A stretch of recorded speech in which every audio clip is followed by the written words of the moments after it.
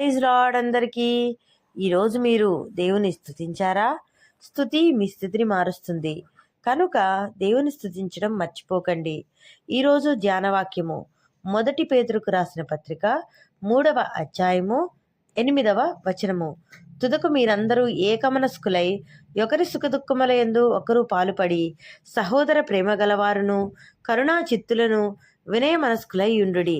ఈ వాక్యాన్ని ధ్యానించండి. ఈ వాక్యంతో పాటు ఈ అధ్యాయం మొత్తాన్ని ధ్యానించండి.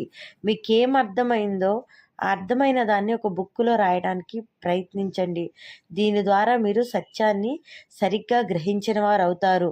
అలానే ప్రార్థన చేయటం మర్చిపోకండి.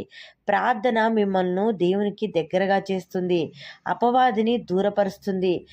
అది వేసే ఎత్తులను చిత్తు చేసి